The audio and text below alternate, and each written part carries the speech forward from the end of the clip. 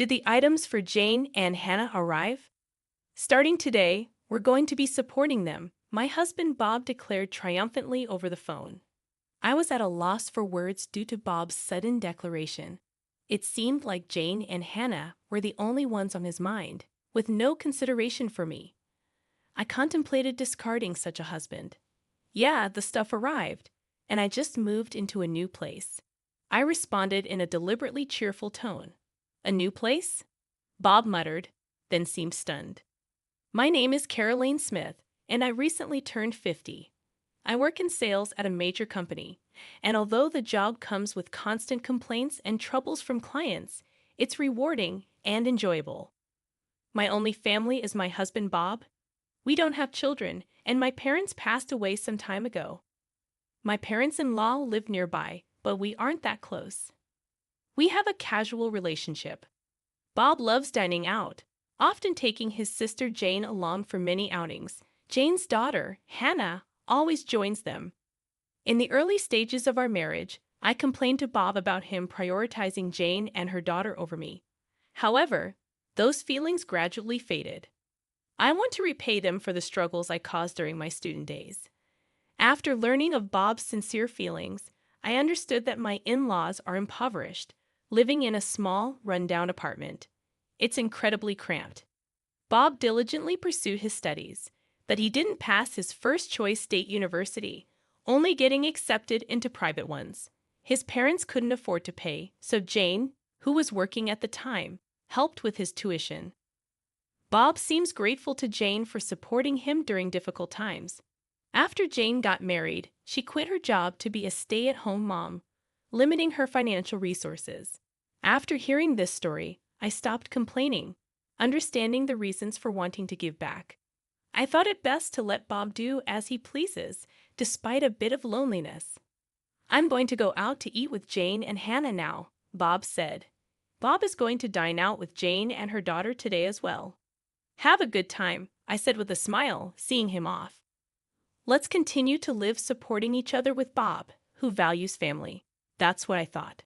However, the rift in our relationship happened about 3 months ago. One day, Bob approached with a serious expression, saying, "In fact, Jane's getting a divorce. She's decided to keep custody of Hannah." When I heard Jane was divorcing, I was honestly perplexed. Jane was the type of person I found difficult to deal with, going back to when I visited Bob's parents' house before we got married.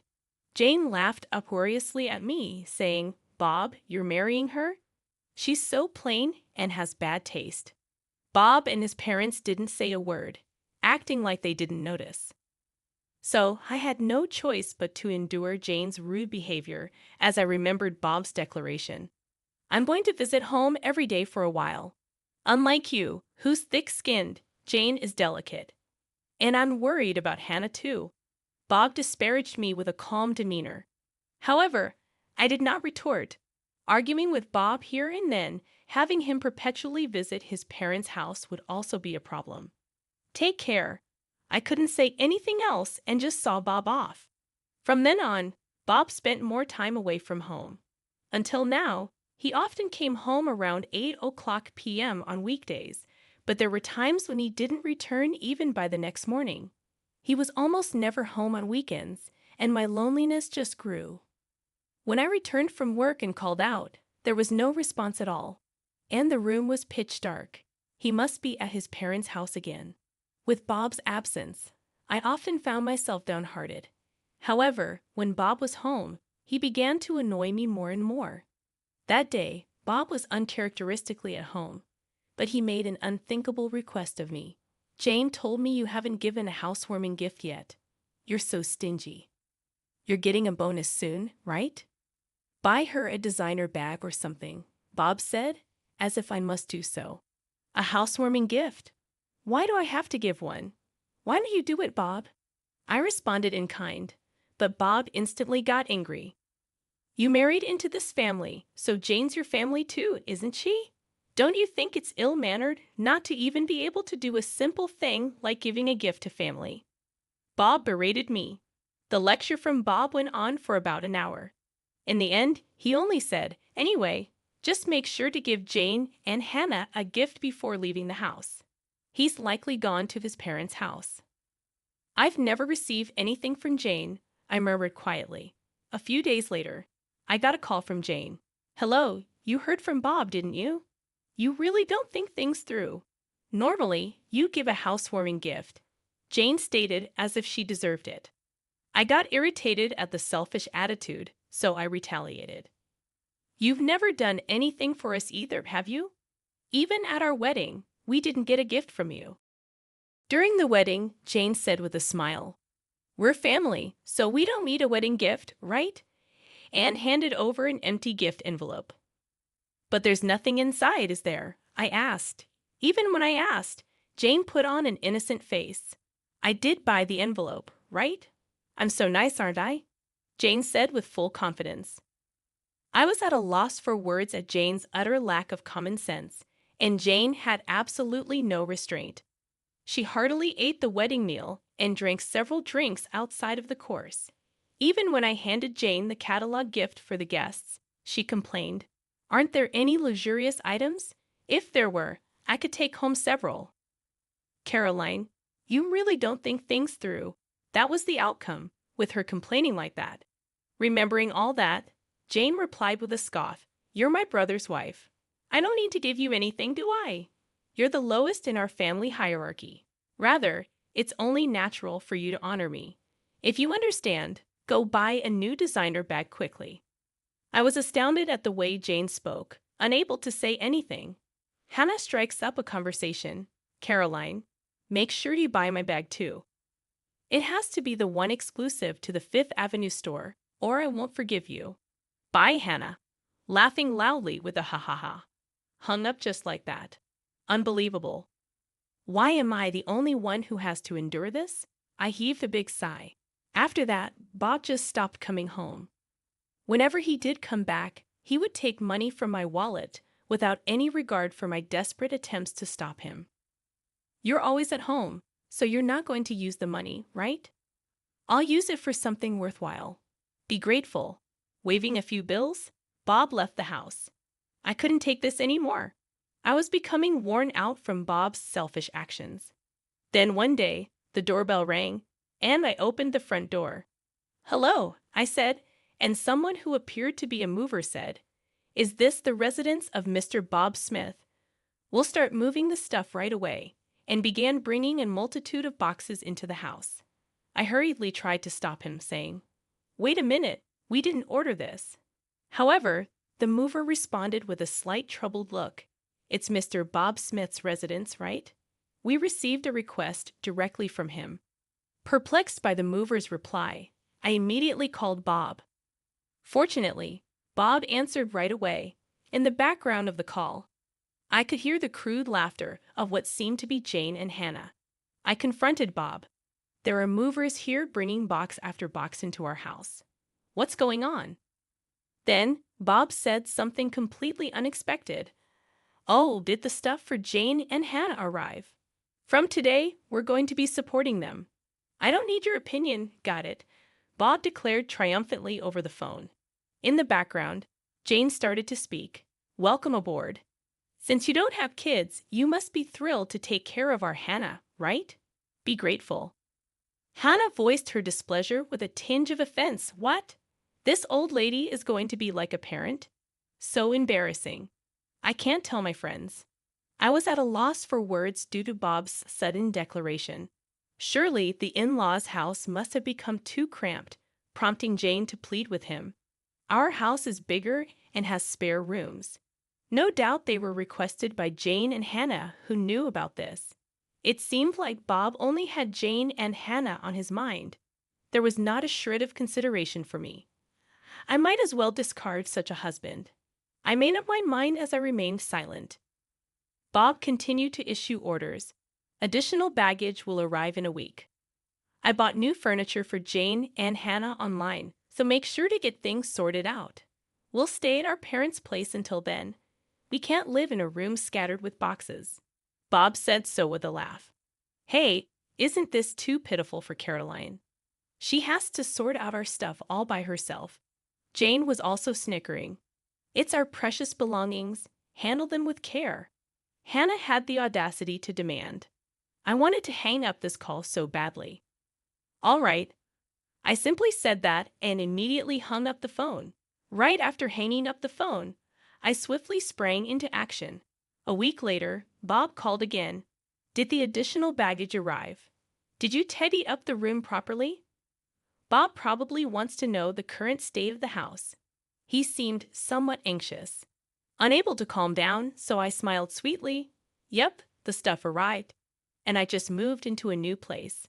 I responded in a deliberately cheerful tone. Ha, a new place. Bob muttered and then was stunned. In fact, on the day Jane and Hannah's belongings first arrived, I promptly sprang into action and headed to a local real estate agent, directly negotiating to find a place to live. Initially, they declined, stating it was impossible, as most places require renovations before moving in or have handover procedures, meaning you can't move in on the same day. However, after checking with several agents, I was introduced to a women-only shared housing. It came with automatic locks, providing a safe environment for women to live in. The bathroom, toilet, and kitchen were shared, and electricity and gas were already set up, allowing for immediate use. Additionally, a cleaning service came regularly, making it a well-thought-out housing option. Since it was furnished, minimal luggage would not be a problem. According to the real estate agent, there was just one room available. I'd like to see the room right away. I immediately requested from the agent. They took me to view it straight away, and just by taking one look inside the room, I decided I'll take it. When I shared this story, Bob was visibly shaken, even over the phone. Moving out on your own is utterly unreasonable, isn't it? We're a married couple. Apologize to me right now and come home, Bob scolded me. Jane, perhaps shaken, hysterically asked, What's happening with our room? Hannah too yelled angrily, Don't mess with us, old hag. Wayne didn't rebut. Bob said, as if he thought of something clever, Do you think it's okay to do such a selfish thing? If we get divorced, you'll be the one in trouble, you know. That's right. With your age and looks, you won't find another suitor in the future, right? You're just a plain old lady. Your future is looking pretty bleak. How pitiful. Serves you right, Jane said, sounding rather pleased. In the background over the phone, Hannah was laughing and saying, The old lady's done for. At that moment, Bob said, sounding smug, If you apologize to us sincerely from now on, I'll forgive you. Unlike you, we're kind after all, he snorted through his nose, laughing. In the background of the call, Jane and Hannah were shouting in agreement, so I decided to set the record straight. Actually, Bob should be the one apologizing, don't you think? I know about the affair you're having. Bob was visibly shaken. The truth is, Bob had been cheating for over 3 months. The other woman was a colleague from his workplace. How did you find out? I thought I'd been utterly discreet. Bob asked, his voice trembling with fear. He must have been so sure he wouldn't get caught, so it wasn't surprising he reacted that way. Being the kind-hearted person that I am, I decided to tell him. I hired a private investigator just in case, because you've hardly been home, right? I thought maybe you were cheating. Good thing I trusted my instincts, and since Bob stayed silent, I just kept on going. I was shocked when the PI got back to me. They finished the investigation in 3 days. You were seeing her every day, huh? Those meals out with Jane and Hannah were only on your days off, it seems, I said, laughing. According to the PI's findings, Bob had been gallivanting around with his mistress every day after work. The money he'd likely been taking from my wallet must have been for her. Bob and his mistress were often close together, making it easy for the PI to get good pictures. I'm going to divorce you, Bob, and I'll be demanding alimony. And, of course, from your colleague, the mistress as well. Expect a certified letter at your office. Smirking at Bob after receiving the PI's results, I headed straight to a law firm. Even the lawyers seemed rather taken aback by the conclusive evidence I presented. How dare you? Bob spat out, clearly irate. When a certified letter arrives at the company, even without opening it, they'll probably have a pretty good idea of what's going on. It's not just going to Bob, but to his mistress at the same company. Surely, everyone at the office will find out about their affair. Hey, Bob, are you okay? The situation has taken a dark turn, and Jane sounded anxious. Jane must have been planning to have Bob and me take care of life's chores for her, intending to lead a leisurely life. Jane has a long history of being a housewife, and it's unlikely she can start working now. Bob is the only one to rely on, and it can't be helped, I guess. Bob, what are you going to do? I haven't worked a day since graduating from high school, and there's no way I'm doing a part-time job now. Hannah seems slightly troubled as well. Even when Jane and Hannah blame him, Bob remains silent, unable to say anything. I delivered a further blow to Bob.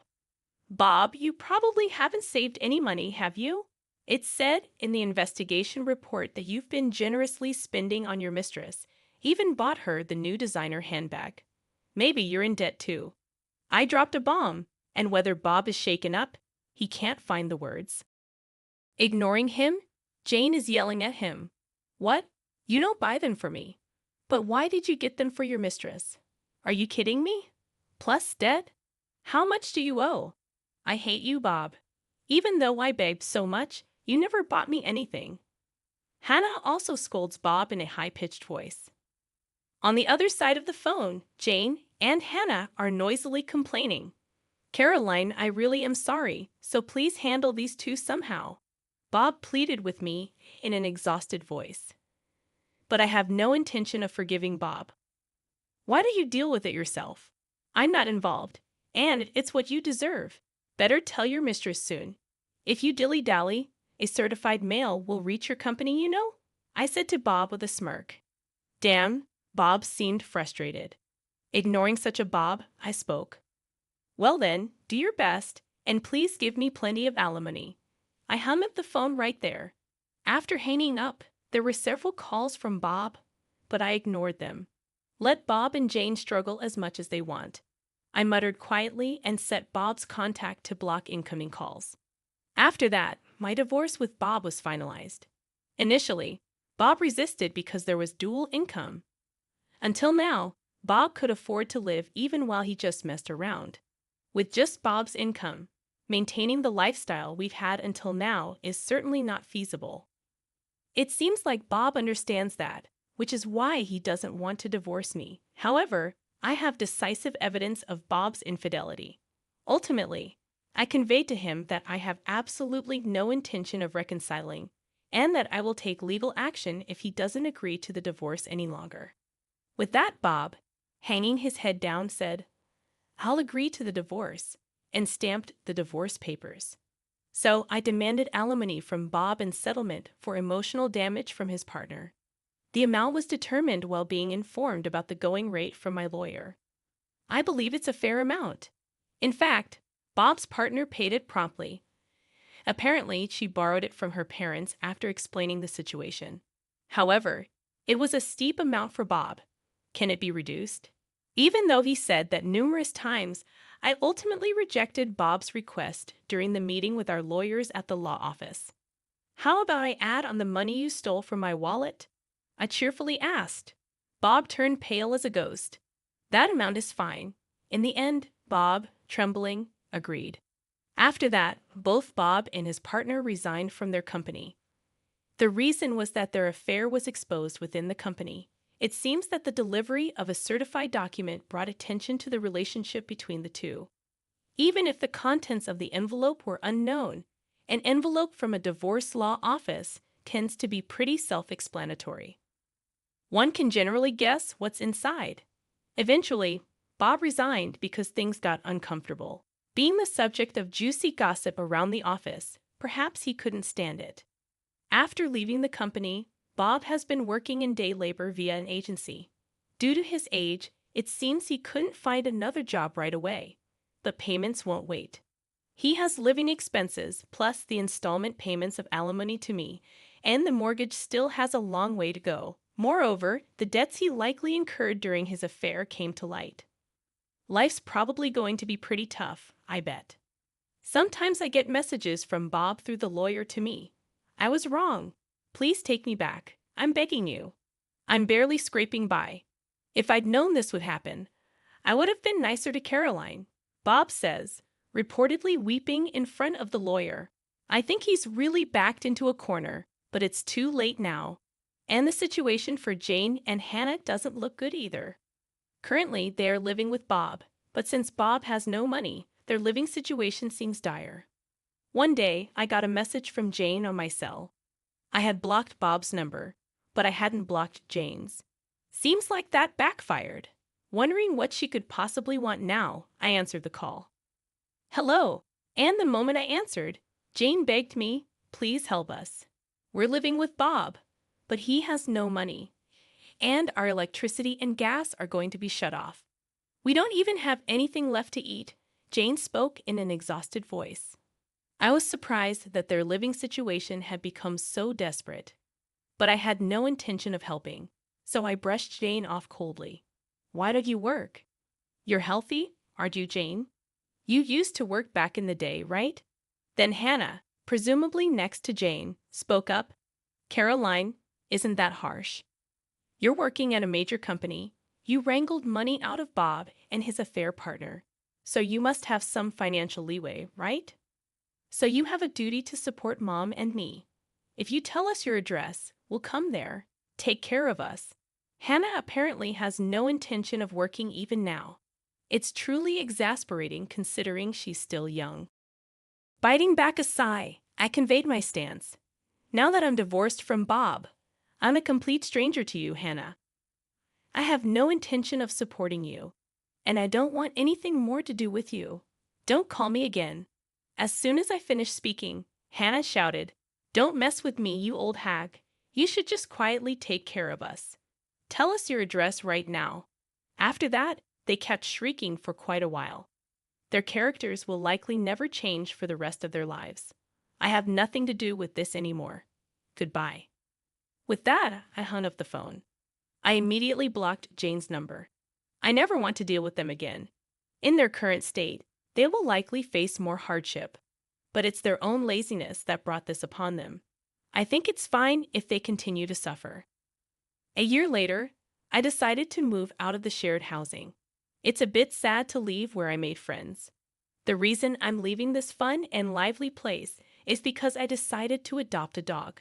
I met the dog at an adoption event a dog-loving friend invited me to, and I went along. That's where I had a destiny-filled encounter. While other dogs were being friendly with various people, this dog was different. It stared at me intently the moment our eyes met. I thought this dog might need me. After that, I attended the adoption events many times and deepened my bond with him. After several visits, joyfully, I was allowed to adopt him. However, the shared housing doesn't allow pets, so sadly, I had to move out. Now I live in a pet-friendly apartment.